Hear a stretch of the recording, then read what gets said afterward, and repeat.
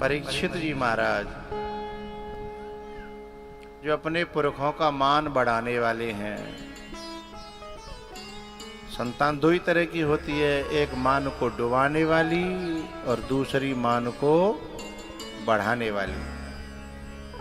परीक्षित उनमें से जिन्होंने अपने पुरखों का मान बढ़ाया।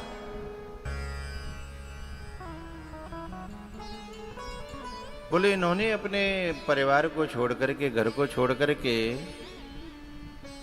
ये ऐसे कथा श्रवण करी, ऐसा कोई संयोग बना कि क्यों इनके मन में वैराग्य था, बात क्या थी?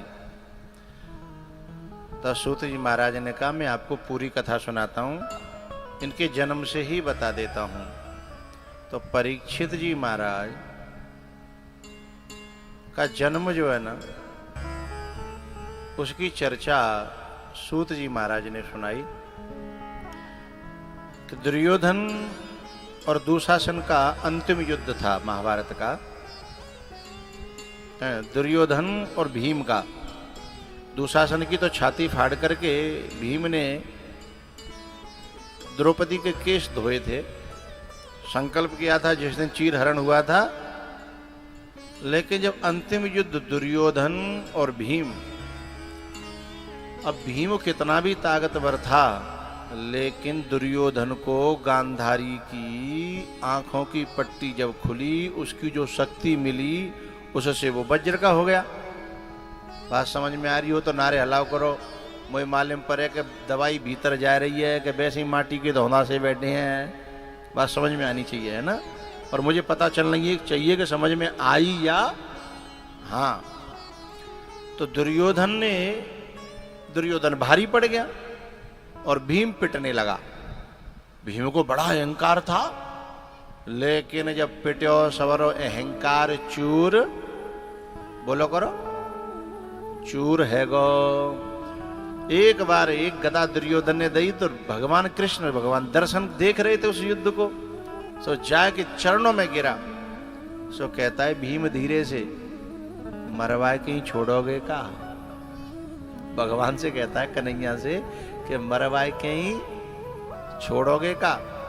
भगवान ने बड़ी प्यारी बात कही कि मजले भराता भीम भैया, जो गुरुओं का इशारा नहीं देखते, जो महापुरुषों का, बुजुर्गों का, बड़ों का इशारा नहीं देखते, वे तुम्हारी तरह ही मरेंगे, मरते चले आए हैं।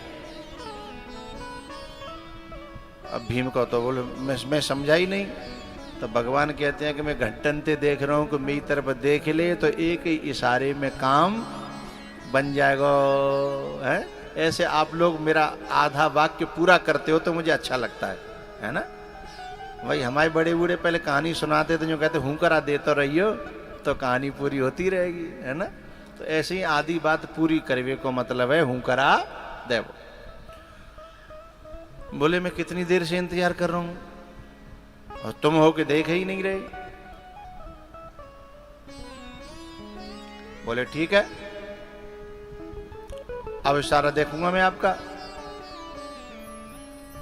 और जैसे ही दुर्योधन के पास में भीम पहुंचा और भगवान की ओर देखा क्या इशारा है, तो भगवान ने अपनी जांग ठोकते हुए कहा कि प्रहार करो यहां, प्रहार करो यहां, मजले भैया यहां, मजले भैया। अच्छा, युद्ध की कुछ नियम थे, उनमें जंघा पर प्रहार करना वर्जित था। लेकिन भैया जितने भी विधि विधान, हमारे नियम कर्म जो हमारे जीवन में बनाए गए हैं, इन विधि विधानों को, नियम कर्मों को मानना ठीक है, अच्छी बात है। लेकिन जब गुरु का आदेश हो जाए, गुरु का इशारा हो जाए, फिर सारे संसार के विधि विधानों को तोड़ मरोड़ करके फेंक देना चाहिए। ये नियम है साहब। गुरु बनाया ही इसलिए जाता है, वो विधि विधानों से ऊपर की बात करता है। भगवान ने इशारा किया। एक सेकंड के लिए तो भीम ने सोचा कि इशारा है तो गलत जगह का, लेकिन भगवान से बढ़ के विधि विधान नहीं है। उन्होंने पूरे जोर के साथ में जब दुर्योधन की जांग पे गदा मारी सो एक ही में चित्त आय पर्यो। फिर भगवान भीम ने और दो चार जो है इधर से उधर से वही कच्ची जगह पे, समझ गया है? एक बात मुझे कहनी है आपसे। जब ये भीम जा रहा था, ये दुर्योधन नंगा होकर के जा रहा था, कथा तो आपने सुनी है ना ये सब, तो इससे संकेत कर रहा हूं मैं। जब दुर्योधन अपनी मां के पास नग्न होकर के जा रहा था, तब बीच में भगवान प्रकट हुए। भगवान ने कही नेक शर्म करे, हैं तू बालक बच्चेदार आदमी है, भले ही मां के पास जा रहा है, पर नेकात तो शर्म करे। अरे ज्यादा ना है तो जाहे जाहे सापे केला को पत्ता लगाए ले, ये कही भगवान ने। सोई जागी समझ में बात आ गई। लेकिन एक बात बताऊं, हमको समझना ये है कि जब जाने केला को पत्ता लगायो और गांधारी की दृष्टि पड़ी पूरे शरीर पे, तो शरीर की खाले चीर के भीतर तक हड्डियां वज्र की करी गांधारी की निगाह ने।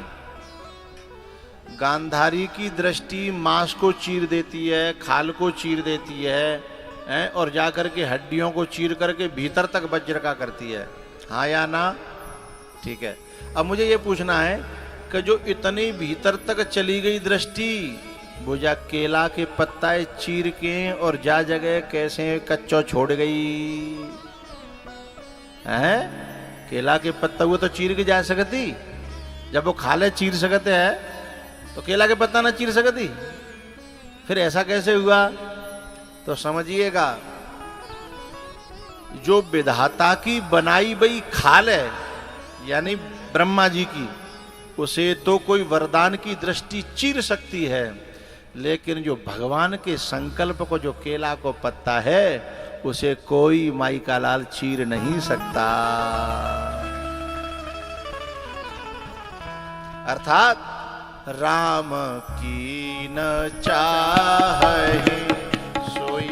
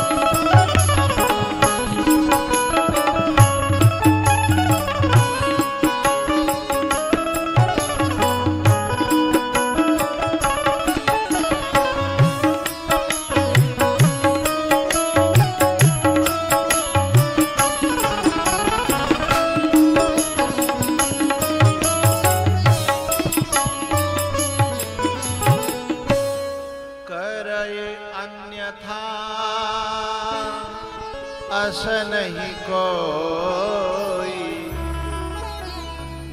राम की न चाहे सोई हो। सरे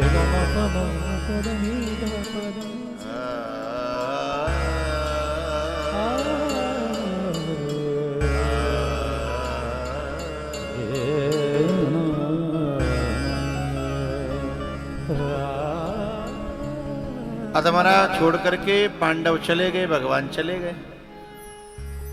अब उनका एक दुर्योधन का चमचा था जिसका नाम था अश्वत्थामा। नाम वैसे तो मित्र था, लेकिन मित्रता के नाम पर संसार में ज्यादातर लोग क्या होते हैं? चमचे। भाई मित्र तो वो है जो सही सलाह दे, भगवान से जोड़े, हैं? मित्र तो वो है, लेकिन तू नरक में जा रहा है और मऊए ले चले और चलो दोनों नरक में चलेंगे, तो बे मित्र नहीं है। मित्र के नाम पे चमचे हैं, चमचे हैं। आप गए और घाले आने, ई को कम करो, खुद ही मरे और संग में मित्र को भी लेके मरे। दो तरह के होते हैं, एक तो खींच के लावे कथा में, वो मित्र है, और एक वह कथा में तो ले जाए कि चले बत वो फौजी जो है ना वो माते लेके आयो कैंटीन ते फ्री में मिल जाएंगी हैं, दो अंग्रेजियों बढ़िया ब्रांड है, चल ले चल। तो कथा में तो उठा के माँ ले जाए वो चमचा है, और जो कथा में खींच लावे धर्म के नाम पे ले जाए, सही मार्ग पे ले जाए, वो मित्र है। लेकिन इसको पहचान पाना बड़ा, क्योंकि बुने के ज्यादा अच्छा लोग तो फ्री में काम बनवा रहे है ना। और ये तो एक तो हमारा डीजल भूगनो पड़ेगा, कथा में आए भी पेट्रोल भूगनी पड़ेगी है, समय देना पड़ेगा, गर्मी में बैठना पड़ेगा है, और शायद पीवे को पानी मिलेगा ज्यादा ज्यादा कछु। लेकिन इसका परिणाम बड़ा दूरगामी बहुत अच्छा है। लेकिन आदमी तत्काल के फायदा को देखता है, बोले स्वर्ग नरक कौन देखा है, अभी फिलहाल मौज ले ले, आगे की का देख रहे है ना भैया। मित्रता के नाम पर जो चापलूसी करते हैं, जो चमचागिरी करते हैं, ऐसे लोग जो है मित्रता के नाम पे कलंक होते हैं। जैसे अश्वत्थामा ने कहा, मित्र बताओ तुम्हारी आखिरी इच्छा क्या है? बोला, मैं पांडवों को मरे हुए देखना चाहता हूं, उसके बाद मरना चाहता हूं। अब पांडवे द्रोण नहीं मार सके, पांडवन ने भीष्म नहीं मार सके हैं, ये अश्वत्थामा खुद नहीं उनको बाल बांको कर पायो हैं, दुर्योधन कुछ नहीं कर पाए, पांचों के पांचों जो 100 के 100 मर गए, और भी 5 के 5 बने हुए, बिनमते एक कम नहीं कर पाए, जीते जी। अब अधमरियो पर हो तब यूं कह रहो कि जिन 5 ने कैसे हूं मरते वही देख जाऊं। और चमचा का कह रहो है, अश्वत्थामा का कह रहो, ठीक है जिम्मेदारी मेरी। अब जब पूरा इतना कौरव कुल नहीं कर पायो और जो अकेलो जिम्मेदारी ले रहो है, बोलो ठीक है। तो जाने का करो रात में, अभी को कम करो भाई, मुझे वापस ही बहुत आ रही है, या ये एलईडी फैलईडी तो नहीं है, दिखाई नहीं दे रहा है इसमें चिन्ह बंद का। तो अश्वत्थामा ने फिर जो है कायरता से जीतने का प्रयास किया। कुछ ये जो एसी हैं बहुत नजदीक रख देंगे, बहुत हवा आ रही है, इनको अपनी दिमाग में फिक्स जगह रखो, थोड़ा पीछे खिसका इसको।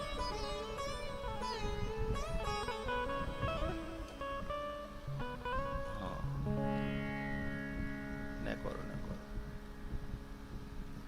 ठीक है ये, लेकिन डिस्टर्ब करेगी। कल इधर रख लेंगे, कल है नीचे कर लेंगे, नीचे नेक और इधर खींचो,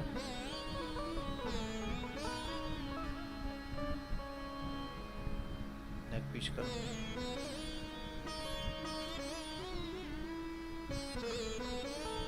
ठीक है भैया। इसने जैसे ही संकल्प किया कि मैं पांडवों को वैसे तो मार नहीं पाया आमने सामने, तो कायरता से सोते हुए पांडवों को मारूंगा। लेकिन आप सब जानते हो, यदि भगवान मरना और जीना इंसान के हाथ में छोड़ देता है, तो फिर इंसान भगवान को गिनता नहीं। जाको राखे साइया मार सके ना कोई। जे यहां से चलो और वहां भगवान को चिंता है गई कि मेरे भक्त सो रहे हैं, मेरे पांडव सो रहे हैं, और जे गयो तो गले काट देगा। अब क्या करना चाहिए? भगवान डोल रहे हैं, पसीना आ रहा रात्रि में। प्यारे हो, जो भगवान के भरोसे होता है वो निश्चिंत से होता है, लेकिन भगवान उसके लिए पूरी रात जग करके पहरेदारी करता है। हाँ? भगवान को चिंता हो गई, उसी समय गए और पांडवों को जगाया और उनसे कहा कि मेरे पीछे पीछे आ जाओ। पांडव पीछे पीछे गए, दूसरी जगह जाकर के पांडवों को सुला दिया। तो पांडव तो मिले नहीं, ये कायर जो है पांडवों के बच्चों के ही सिर काट ले गया। इधर जो है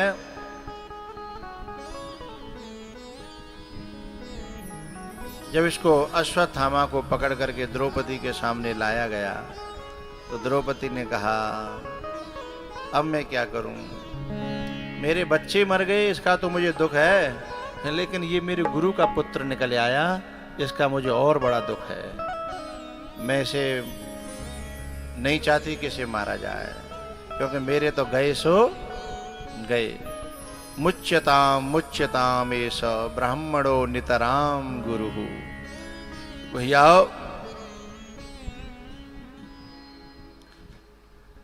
भगवान ने कहा कि भाई इसको जो है मृत्यु दंड मत दो। बोले तो क्या करें? बोले इसको अपमानित कर दो, इसके माथे की मणि निकाल दो और छोड़ दो। और ऐसा ही कर दिया। लेकिन अश्वत्थामा एहसान फरामोश था। इतना करने के बाद यद्यपि तेहि कर वध उचित, वैसे तो उसका वध ही उचित था। क्या? वध। लेकिन उन्होंने कृपा की, करुणा की, उसके बावजूद भी वह एहसान नहीं माना। उसने जो है ब्रह्मास्त्र छोड़ दिया। और ब्रह्मास्त्र भी अर्जुन पे नहीं, भीम पे नहीं, युधिष्ठिर पे नहीं, उनका बेटा था अभिमन्यु और उसका बेटा गर्भ में पल रहा था उत्तरा के, उस गर्भ पे छोड़ दिया। और भैया जो उत्तरा थी ना, उसने न भीम को पुकारा न अर्जुन को, उसने सीधे ठाकुर जी से प्रार्थना करी, कान्हा तेरे भरोसे मेरा परिवार है।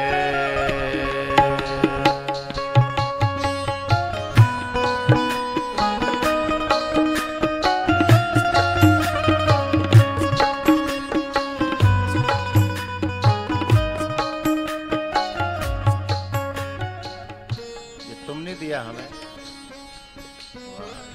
काबिले तारीफ है।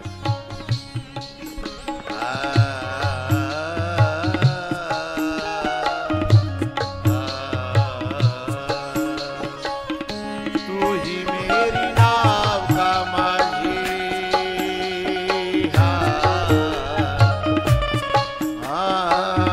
तू ही मेरी नाव का माझी, तू ही पतवार है। कान्हा तेरे भरोसे मेरा परिवार है।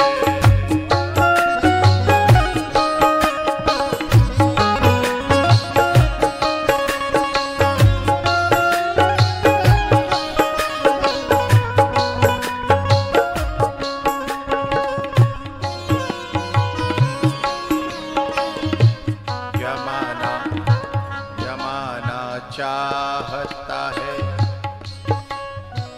उत्तरा कहती है ये दुनिया मुझे अपनी ओर खींचना चाहती है, पर मैंने तो गोविंद अपना तन, अपना मन, अपनी बुद्धि सब कुछ आपको दिया है। ता मन मनस्का मत प्राणा मदर्थे त्यक्त रहेगा। जमाना चाहता है कि तेरे हो न जाए, पास अपने बुलाने बड़े बड़े लोग दिखाए।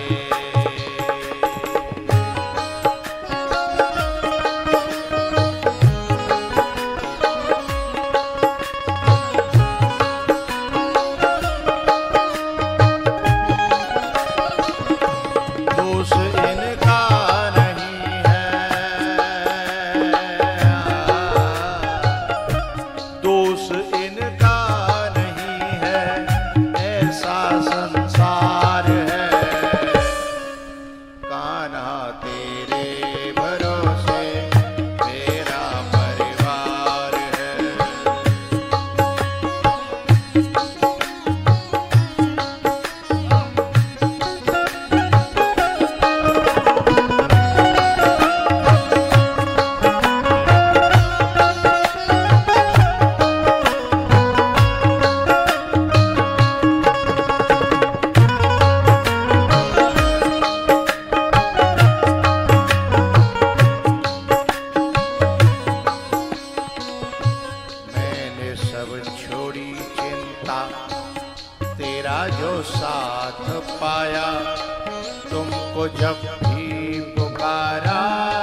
अपने ही पास पाया।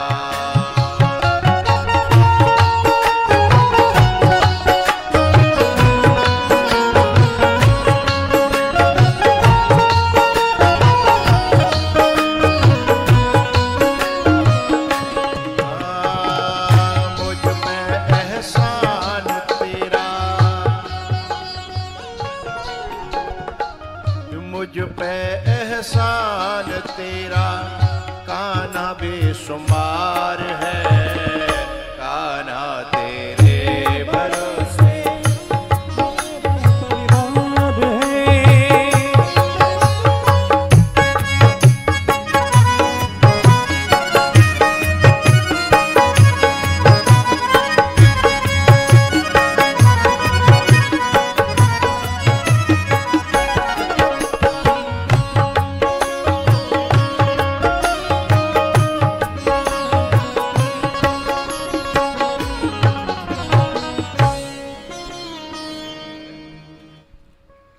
परिवार है।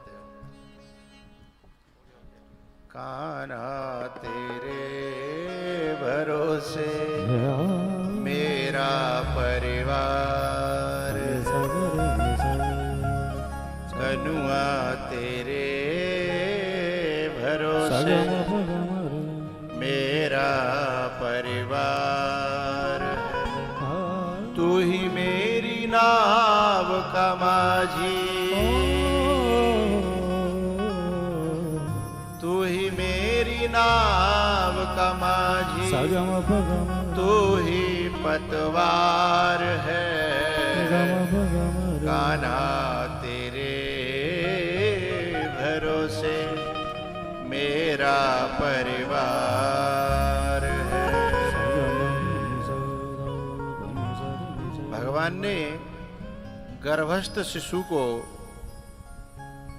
जाकर के बचाया और उसकी रक्षा करने के बाद भगवान बुआ कुंती के पास आए। इन छोटे छोटे बच्चों को पीछे कर दो, खड़े हो जाएं छोटे छोटे बच्चे, पीछे चले जाएं। जा बात बहुत कर रहे हैं बहुत देर से, जितने भी ये 10 साल तक के बच्चे हैं पीछे चले जाएं, खड़े हो जाओ जल्दी से,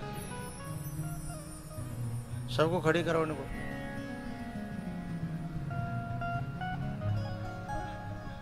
ये दो अंदर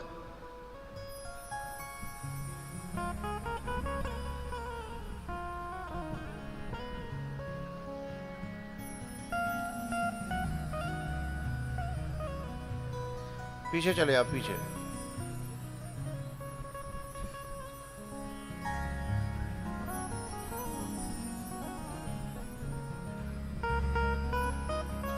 आइए भैया, भगवान जो है अपनी बुआ कुंती के पास आए हैं और कहते हैं बुआ अब तुम्हारा काम पूरा हुआ, तुम्हारी सारे संकट मिट गए, दुश्मन मिट गए, तुम्हारा बेटा अब राजगद्दी पर बैठ गया। युधिष्ठिर अब मुझे आज्ञा दो, मैं द्वारिका जाऊं। जो जिससे बहुत प्यार करता है ना, उससे उसको मिलना तो अच्छा लगता है पर बिछुड़ना अच्छा नहीं लगता। रो पड़ी है कुंती,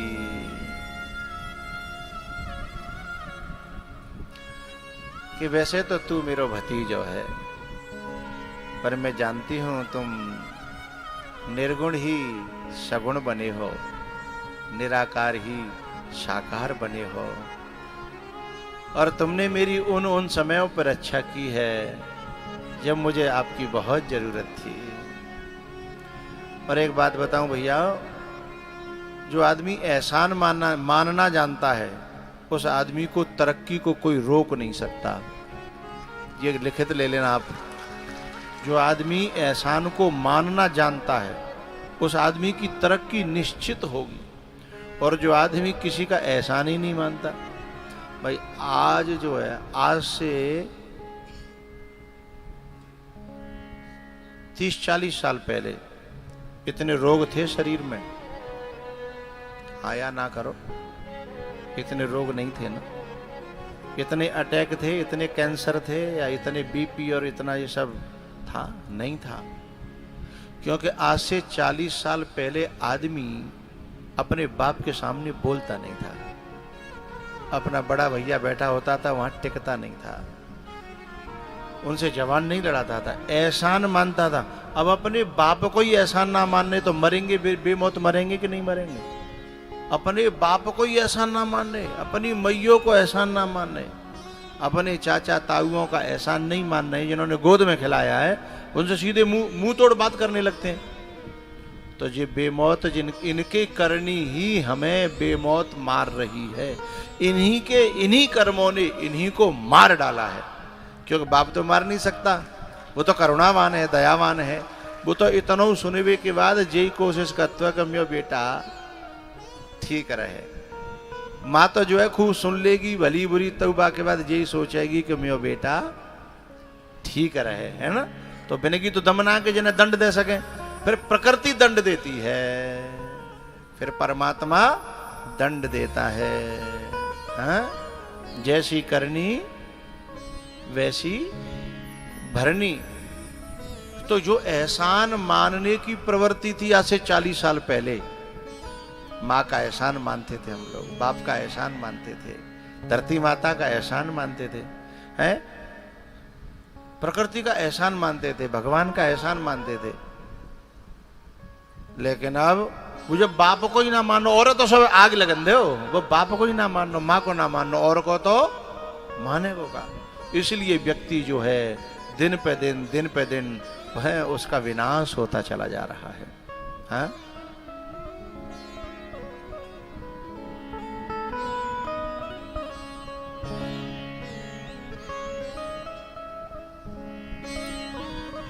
कह सकते जब प्रसंग चल रहा है उसमें तुम क्या जोड़ सकते हो, उसकी कोशिश तो किया करो। जैसी करनी, अब क्या फायदा? पहले से मौसम बनाते, राग बनाते, हम बोल रहे थे उसी में। भैया हमारे यहाँ एहसान मानने की परंपरा जो थी, अब वो विदेशों ने ले ली है। यद्यपि वो एहसान मानना जानते नहीं है, लेकिन वो सीख रहे हैं। इसलिए अब देखना, हम कभी ऐसी जगह जाएं जो विदेशी स्कूल हैं या विदेशी कल्चर है, जहाँ सिटी में जाएं, तो अब लोग थैंक यू कहना सीख गए हैं। जो नए नए बच्चे समझेंगे जो सिटी में रह रहे हैं, अब लोग थैंक यू कहना, लेकिन वो कहने मात्र का थैंक यू है, वो बाई हार्ट नहीं है, वो केवल बाई वर्ड है, वो केवल शब्दों में है, दिल में नहीं है। लेकिन भारतीय इंसान जब हिंदी में बोलेगा ना, वो बाई वर्ड नहीं होगा, वो बाई हार्ट होगा, प्योरिटी ऑफ हार्ट होगा वो। क्योंकि हमारे यहाँ ज्यादातर ओरिजिनल काम करना है। हम लड़ते भी हैं तो ओरिजिनल लड़ते हैं, हम लड़ते भी हैं तो ओरिजिनल लड़ते हैं। और बाहर के लोग मित्रता भी करते हैं ना, तो वो नकली करते हैं। हमारी लड़ाई भी ओरिजिनल, मित्रता तो फिर ओरिजिनल होगी। लेकिन अब थोड़ा थोड़ा बाहर का हमारे यहाँ हवा आने लग गई है। बाहर के बहुत सारे ऐसे देश हैं जो बाहर से हमारे साथ मित्रता का व्यवहार दिखाई देता है, लेकिन भीतर वो कब क्या कर जाएं उनका पता नहीं चलता। हमारे खून में लड़ाई भी ओरिजिनल है, मित्रता की तो बात ही अलग है, लेकिन उनके खून में मित्रता भी ओरिजिनल नहीं है, फिर लड़ाई की तो बात ही अलग हो गई। भैया माता जो कुंती है, बुआ जो कुंती है, उन्होंने भगवान से कहा कि तुम जो है जब जब मेरे जीवन में कष्ट रहा तो तुम मेरे साथ रहे। एहसान मान रही है कुंती, उसी पे बात चली थी ना कि जो एहसान मानता है वो कितनी भी विपरीत परिस्थितियों से गुजरे लेकिन एक दिन राजा बनता है। युधिष्ठिर जी महाराज जीवन कलेशों में गया, वनवास मिले, जुआ में हारे, लेकिन फिर भी जीत युधिष्ठिर की हुई है। जब मुट्ठी भर थे, 5 थे बस, और वो 100, और 100 नहीं थे उनके संग में तो कितनी सेना, राज, और द्रोण, भीष्म और जन कोको थे भाई, और ये तो बेचारे बस 5 थे। लेकिन इनमें एहसान मानने की प्रवृत्ति मां कुंती से मिली थी। ये भगवान का हर बात पे एहसान मानते थे। भैया कुंती ने कहा, मैं आपका एहसान कैसे भूलूंगी, आपने हर परिस्थिति में मेरी हेल्प की, मेरा साथ दिया और मेरे बुलाने पे आप आए, लेकिन अब खुशी के दिन आए तो आप चलने लगे, इसका मतलब आप दुख के ही साथी होगा हैं? भगवान ने कहा, बुआ यही तो बात है, दुनिया सुख की संगी है और मैं दुख का संगी हूं, है ना। संसार के लोग सुख में और भगवान दुख में। भैया कुंती रो पड़ी है और कहने लगी है, मैं क्या बताऊं। कुछ लोग कहते हैं ना कुंती ने दुख मांगा, दुख नहीं मांगा था कुंती ने। कुंती ने कहा था कि ऐसे सुख से तो वो दुख बढ़ गया कि कम से कम जिनमें आप हमारे संग थे, ऐसे सुख थे तो वो दुख बढ़ गया। मांगने वाली बात नहीं थी। लेकिन कुंती कहती है, भगवान यदि आप सुख में भी साथ रह सको तो ही सुख देना, नहीं तुम्हारे सुख तुम ले जाओ, हैं? हमें तो वो दुख ही अच्छे जिनमें आप कम से कम हमारे संग रहते हो, हैं? तब फिर भगवान ने कहा, ठीक है मैं सुख में भी संग रहूंगा और दुख में भी संग रहूंगा। बोले तो फिर तुम्हारा प्रसाद है, फिर चाहे तुम सुख दे और चाहे तो सुख भी मुझे प्यारे हैं, दुख भी मुझे प्यारे हैं, छोड़ूं मैं किसे भगवन, दोनों ही तुम्हारे हैं। छोड़ूं मैं किसे भगवन,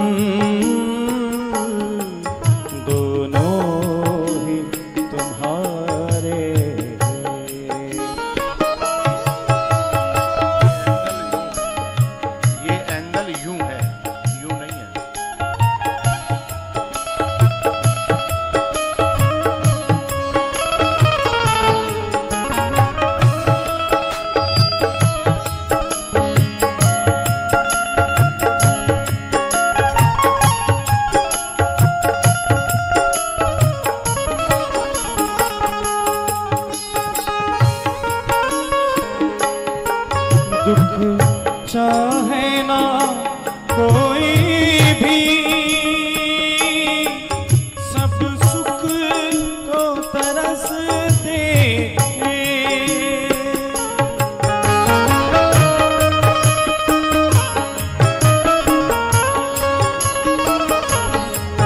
सुख में सब हंसते हैं, दुख में रोते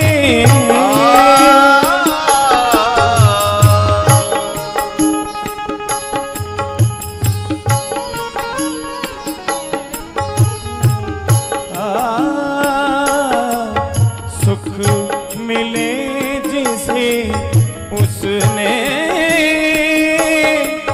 दुख भी तो सहारे हैं, छोड़ूं मैं किसे भगवन, दोनों ही तुम्हारे।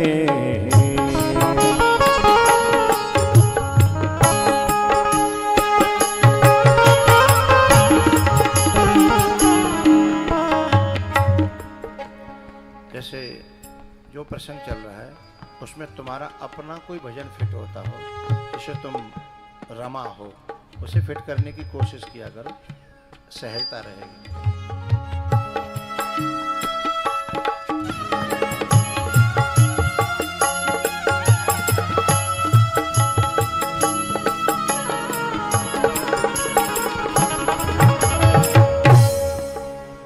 छोड़ूं मैं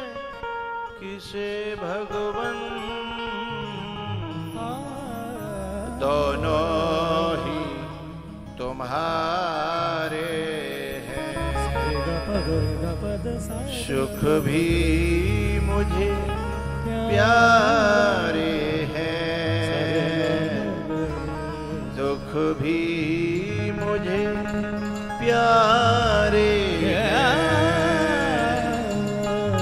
छोड़ूं मैं किसे भगवन, दोनों ही तुम्हारे हैं।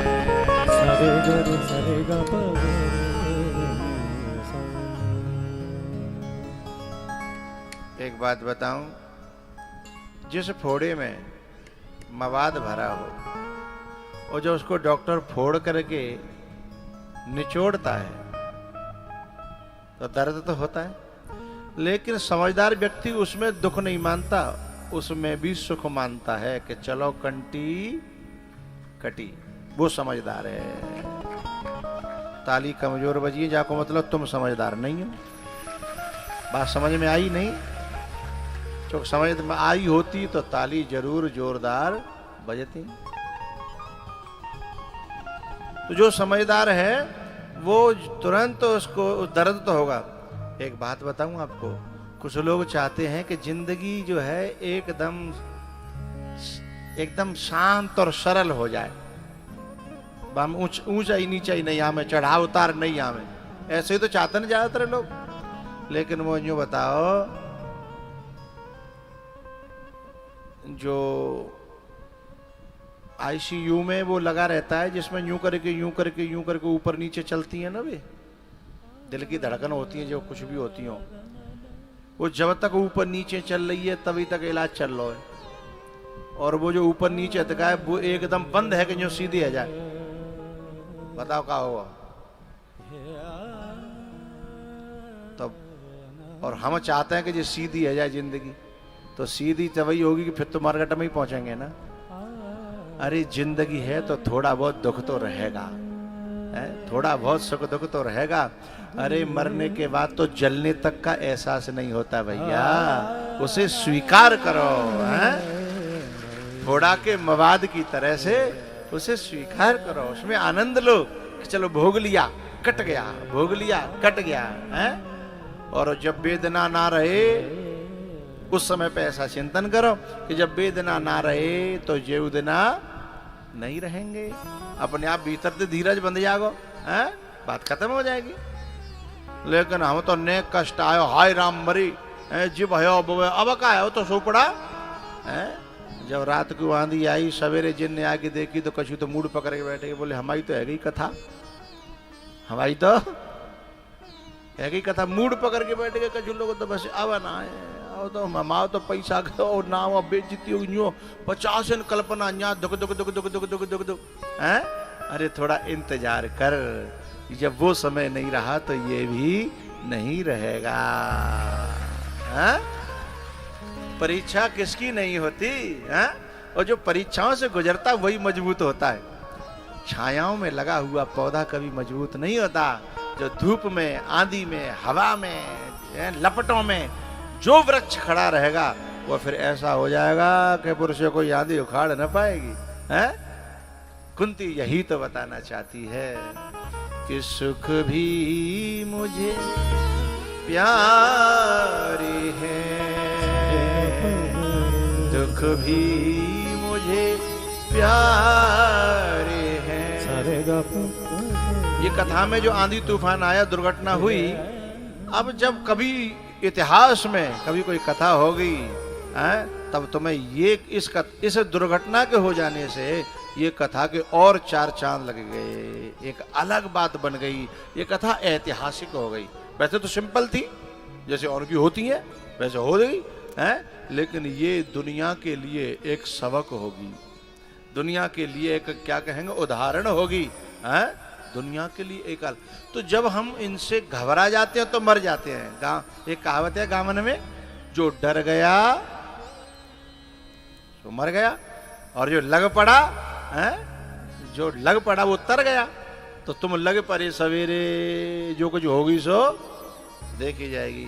अच्छा, तुम में कुछ लोग ऐसे भी रहे होंगे जरूर, जिन्होंने ये सोचा होगा जो होगा सो देखा जाएगा, हमें अपना काम करना चाहिए, ईश्वर को अपना काम करना चाहिए, गुरु जी को अपना काम करना चाहिए, ऐसा सोच के जिन्होंने उत्साह बढ़ाया होगा, हिम्मत बढ़ाई होगी, ऐसे भी कुछ लोग रहे होंगे, तब ये काम हो पाया है, और नहीं तो होता नहीं है? दो तरह के लोग होते हैं, एक काम करने वाले और एक कान भरने वाले। एक काम करने वाले और दूसरे कान। तो इसमें तुम्हारे यहाँ कान भरने वालों की चली नहीं होगी, और नहीं बे तो तुरंत कहते भैया मूड पकड़ के बैठो, है कोई कथा कचुना है रो, अब कितनी कोशिश कर लो, अब क्या होगा। तो बिन की चली ना। जो काम करने वाले हैं उन्होंने उनके ऊपर विजय पाई है, तब जाकर के ये इतिहास रच डाला है इस दयागढ़ी ने। हा? तो सुख और दुख ये दोनों जिंदगी की कड़ी हैं, इनके बिना जिंदगी होती नहीं है। सपाट है गई तो फिर जिंदगी नहीं कहेंगे साहब, हैं? तो सुख भी मुझे प्यारे हैं, दुख भी मुझे प्यारे हैं, छोड़ू मैं किसे भगवन, दोनों ही तुम्हारे हैं। कुंती से विदा लेकर के भगवान और पितामह भीष्म को दर्शन दे करके और द्वारिका चले गए हैं। इधर परीक्षित जी का जन्म हुआ तो युधिष्ठिर जी तैयार बैठे कि नेक नाती बड़ो है जाए, बाय सौंप सांप के और हम जाए भगवान को भजन करवे के लिए। जो लोग ईश्वर की सत्ता को जानते हैं, ईश्वर के प्रभाव को जानते हैं, ईश्वर को मानते हैं, वे लोग सोचते हैं कि जा घर के काम काज या कोई बालक संभाल ले तो मैं तो जाते वृंदावन चले जाऊं, गोवर्धन चले जाऊं, फिर मैं करूंगा भजन, संतन की करूंगा सेवा, अपने जीवन को करूंगा कल्याण। कछु तो ऐसे होते हैं, और कछु ऐसे होते हैं कि बालकन की छाती पे दारे धरेंगे, बेटा जब तक तो मैं कछु कर नहीं पायो हैं, लेकिन अब कछु करवे लायक हूं तो तुम रगड़ के छोड़ूंगा और अपनी मनोकामनाओं की पूर्ति करूंगा। दो तरह के लोग होते हैं। जब के बालक धीमे से कान में कहता है मम्मी से कि पिताजी से कहो अब अपन भजन करें, एकांत में रहें, हम सब संभाल लेंगे, पर भाई चैन का बोले हमें बिगाड़ देगा, मैंने जैसे तैसे बनाया है, मेरा सवे करे भी डोल लो सू पड़ा। अच्छा जब तुम नहीं रहोगे फिर करोगे, फिर क्या करोगे हैं?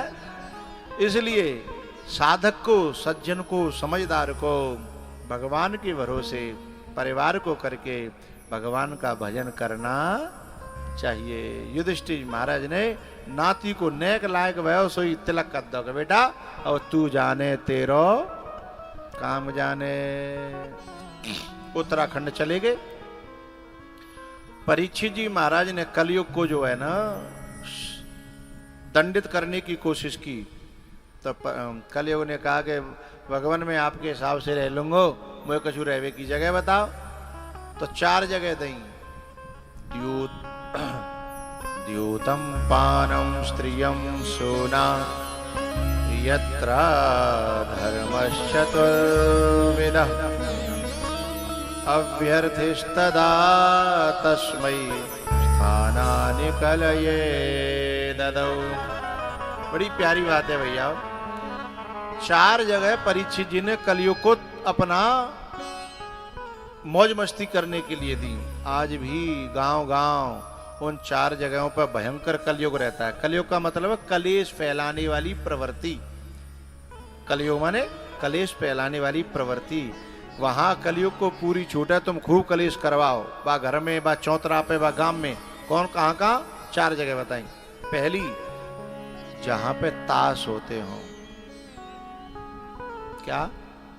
जहां पे ताश होते हो, जहां जुआ होता हो, वहां कलयुग को पूरी छूट है कि अपना पूरा प्रभाव से उस घर में, उस चौतरा पे जहां होंगे उनको सुपड़ा साफ करेगो, खेल व्यवहारी न को, और जाके चौतरा पे जो खिलवाई व्यवहार होता है ताको, और सबसे ज्यादा जो देख व्यवहारी है तिनको। अब कछु लोग कह रहे होंगे भैया देखे वाइनों को का दोष है। दोष जो है कि जो आज खेलने का है बेकाउदना देख बीमारी हते, हाँ या ना। जो आज के खिलाड़ी हैं वो भूतपूर्व दर्शक हैं, है ना, वो पहले के दर्शक हैं। देखते देखते जब वो पानी पीवे गयो कि टॉयलेट करवे गयो, बोले भैया ने मेरा पत्ता चल दियो, है ना। सो मान जब पत्ता चलो तो जोरदार चलो, बाकी बड़ाई भाई मान क्या हो तो मैं भी बैठ सकता हूँ। सोई बैठे वो चालू है गो, खिलाड़ी बनेगा, है ना। तो देखने वाला ही आगे का भविष्य का खिलाड़ी होता है, एक बात इसलिए दोषी है। दूसरी बात यह है कि जब कोई पकड़ा दकड़ी होगी, पुलिस आई, जुआ है रहे हो या ताश है रहे हो, तो खिलाड़ी तो पहले तो ही सतर्क है, वो तो छलांग लगा जागो और देख भी बारो जा ठसक में पकड़े हो जागो कि मैं का खेल थोरो, मैं तो बैठे हो। अब पुलिस कहती है का सबूत है कि तू देख रहो कि खेल लो, है। सो जा ठसक में बिचारो वो मारे हो जाता है। और भैया मोए तो ये जो है ये प्रधान जी जो है मोए लेके आए हैं 7 दिन बांग देवे के लिए। मेरो काम है बांग देवे को, मैं रोज बांग दूंगा यहाँ 7 दिन। जो जग जागो है वो तर जागो, और जो जगेगो नहीं बाकी जिम्मेदारी मेरी नहीं है। तो बात मानो न मानो खुशी आपकी।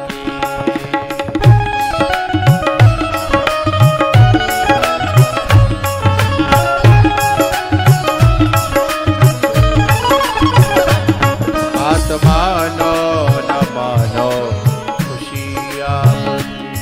हम मुसाफिर हैं, हम मुसाफिर हैं, एक दिन तो रम जाएंगे। पर संत की बात पर जो भी चले जाएंगे, वो अमर नाम, वो अमर नाम दुनिया में कर जाएंगे।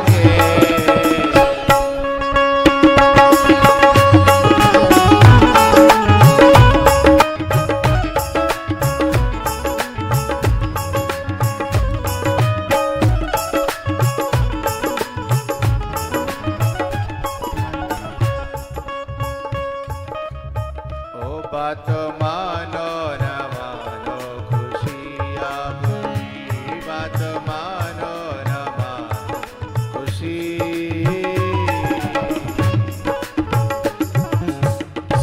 ओ बात मानो न मानो खुशी आपकी। नजदीक बैठो, इसको ट्रेंड करो भाई, इसे निकाल के भेजने की जरूरत थोड़ी है। हाँ नजदीक बैठो। ओ बात मानो न मानो खुशी आप। पहली जगह जहाँ ताश हो, जहाँ जुआ हो, वहां उस घर में कभी भी शांति, बोलो करो, शांति नहीं रहेगी। हाँ ऐसा का तो वह घर में शांति नाम की कोई महिला भले ही रहे, पर असली शांति नहीं रहेगी। दूसरी बात, कलयुग को पूरी छूट दी कि उस घर में तुम खूब अपनी करामात कर सकते हो जिस घर में पीने वाले रहते हो। द्यूतम पानम यानी नशा है। जा घर में, जा घर के बालक नशा करेंगे, बा घर में कबहू शांति, न शांति रहेगी, न सेहत रहेगी, न सम्मान रहेगा। हाँ या ना तो बोलो। जो पीवे वाले हो भी मत बोलो भैया, और क्या करोगे ज्यादा से ज्यादा, पर बाकी तो मुंह में तेने को बोलो। हाँ ये 3 चीजें नहीं रहेंगी, शांति, सेहत, सम्मान। जहां नशा जा घर में होगा, है ना। तीसरी जगह द्यूतम पानम स्त्रियम, जहां की नारियां, जहां की बेटियां अमर्यादित रहेंगी, उल्टे सीधे कपड़ा पहनेंगी, उल्टी सीधी बोली भाषा रहेगी, उल्टे सीधे जो है मोबाइल को चलाएंगी, उल्टे सीधे जो काम करेंगी, उल्टी सीधी सोच जा घर में बच्चियों की रहेगी।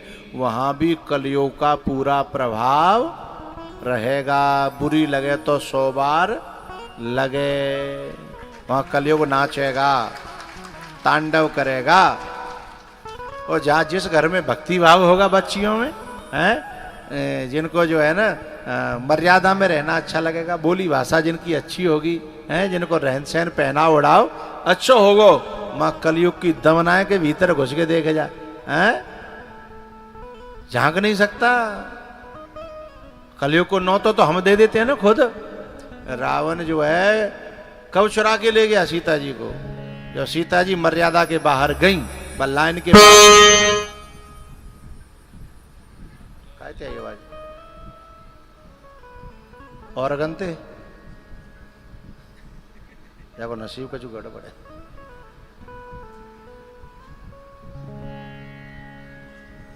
भैया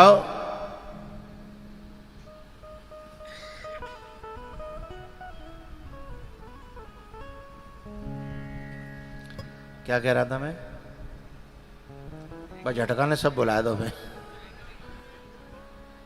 हाँ, तो जो बच्ची मर्यादा में रहेगी, शास्त्रों का अध्ययन करेगी, कथा भागवत रामायण ये सब करेगी, हैं, तो कलयुग की हिम्मत नहीं है कि आंख उठा के देखे जाए।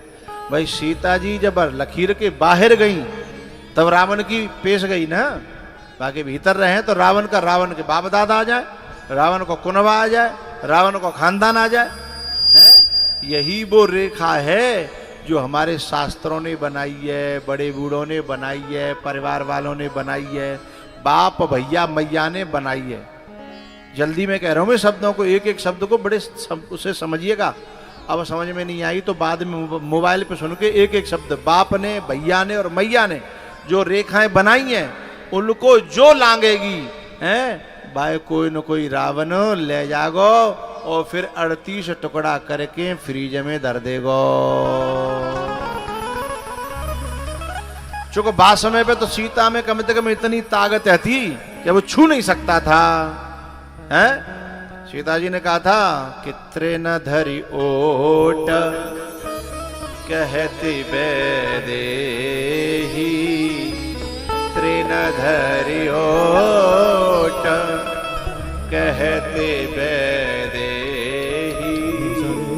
शो मेरे अवधपते परम सने। माना कि मुझसे गलती हुई, सीता जी कहती हैं माना कि मुझसे गलती हुई, वो रेखा मैंने लांगी, लेकिन मैं समझ में आ गई अब गलती थोड़ी करूंगी, हैं? इसलिए रावण उनको छू नहीं पाया। तलवार लेकर काट भी कोशिश तो करी, यदि वो सीता जी आज होती तो 38 टुकड़ा है जाते, हैं? लेकिन पहले इतनी ताकत स्वयं बच्चियों में भी थी, काय की, चरित्र की, काय की, स्वभाव की, काय की, तपस्या की, हैं? कि हर रावण जैसे की भी दम नहीं थी कि बिना मर्जी के हाथ लगा जाए। तो जब रेखा का उल्लंघन होगा तो जहां की बच्चियां अमर्यादित रहेंगी, हैं, वहां कलयुग का तांडव होगा। तीसरी बात, परीक्षित जी ने कलयुग को जो जगह बताई, चौथी जगह है जहां हिंसा होती है, वहां भी कलयुग रहता है भैया। अच्छा, कलयुग बोला कि भगवान ये 4 जगह मेल लेने कम पड़ेंगी, एक मेरी औरतें दे दो, मैं मांग लूँ। बोले मांग ले, बोले सोने में दे दो मुझे। तो जो स्वर्ण है ना, सोना चांदी, तो सोने में जगह बता दी। और जब सोने में जगह बता दी तो जाको मतलब सोने में कलयुग रहता है तो क्या पैरवो छोड़ दें? हैं? पैरवो मत छोड़ो, लेकिन कम पैरो धर के राखो बखत जरूरत के लिए, हैं? कबू ऐसे मानो कोई ऐसी हालत आ जाती है घर पे तो बाकी ले घर में धर के राखो, पर दुनिया दिखाओ मत, नहीं तो चोटा लपके जाएंगे, हैं? डकैत लपके जाएंगे, हैं?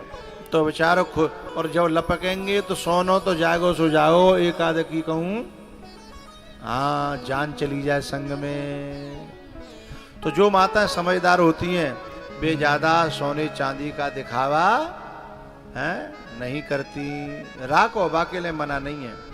और कहूँ तुम्हें मजबूरी में जानो है पैर के हल्के, कहूँ जानो है पैर के, तो मेरी तो एक और प्रार्थना है, नकली पैर के जाओ, चलने में कम नहीं, और खो जाए तो यदि चोटा चोरी करके ले जाए तो मूड पकड़ के रोवे कि मैं उल्टो मारे हो गयो।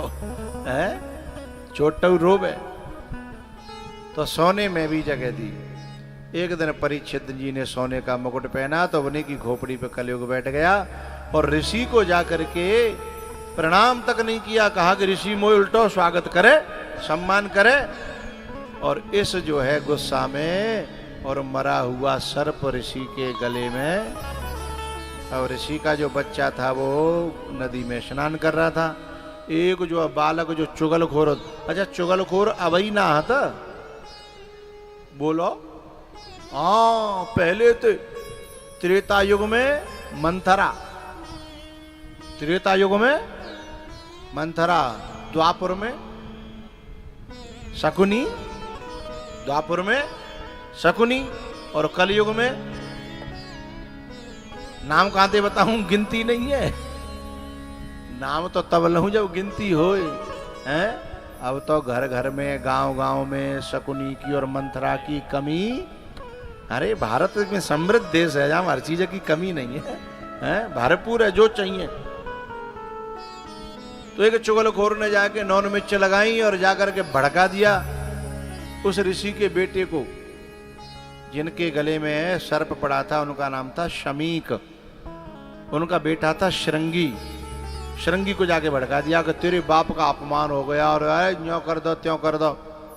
भैया एक बात बताऊं, जब कोई तुम्हें भड़कावे तो थोड़ा सा इंतजार करके विवेक का प्रयोग करना, ज्यादा जल्दी निर्णय नहीं लेना चाहिए।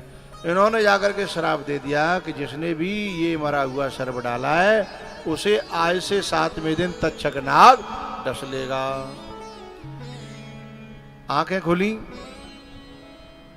पिताजी की, बोले बेटा तेने बिना सोचे समझे श्राप दे दो। अरे मोते तो पूछी होती कि मैं अपमान भयो के न भयो, और तुमने किसी जो धर्मात्मा राजा को श्राप दे दिया। अरे भाई समय, कभी कभी समय खराब होता है तो आदमी की बुद्धि ऐसी हो जाती है, पर जरूरी नहीं है कि वो आदमी सदा के लिए बिगड़ेगा, खराब है। कोई समय ऐसा आया बुद्धि खराब है गई, तुमने श्राप दे दिया, उसकी तो जिंदगी गई। तुमने गलत किया बेटा, जाओ परीक्षित जी को सूचना दो। तो जैसे ही परीक्षित जी को सूचना दी, उन्होंने घर परिवार का त्याग करके गंगा जी के किनारे और शुक्रताल में बरगद के पेड़ के नीचे अपना स्थान ग्रहण कर लिया। और जैसे ही दुनिया को पता चला तो सारी दुनिया के ऋषि मुनि महात्मा जिनकी सेवा करी थी उन्हें पता लगा तो वे सब चले आए हैं। क्योंकि जो अच्छा व्यक्ति पे परेशानी आती है तो दुनिया दिल से दुआ करती है कि ना भाई जी जा लायक नहीं है, तो हे भगवान जाए विपत्ति न दे, है ना। दुनिया दिल से दुआ करती है। और जब कोई चुगलखोर मरता है, कम खत मरता है, बदमाश मरता है, तो जो कहते हे भगवान जाए तो दुआ और दे दे तो है। जिस भजन में राम का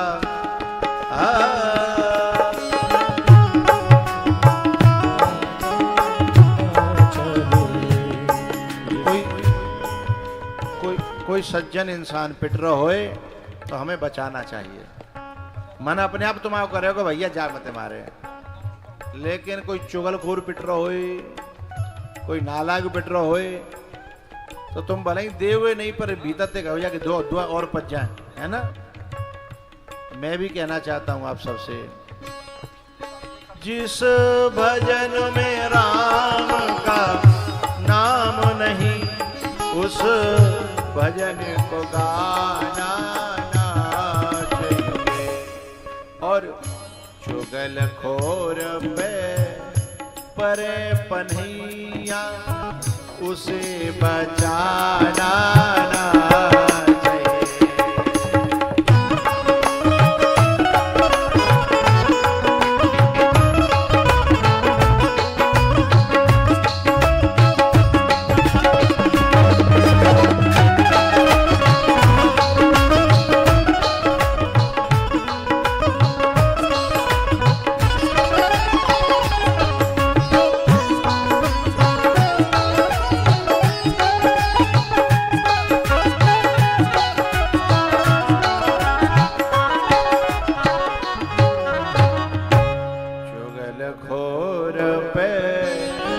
परे पन्हिया तो उसे बचाना ना चाहिए। आज के बाद मन में ठान लिया उसे बचाने की जरूरत है। चूंकि जन कितने न के घर बान फोरे हैं, कितने के घर में बिगाड़ खा दो करे और नहीं पिटेगो तो जन कितने न के कछु दिना तो शांत रहेगो, कछु दिना तो भाई दर्द याद आवेगो भैया कि अब मैं जा काम नहीं करूंगो।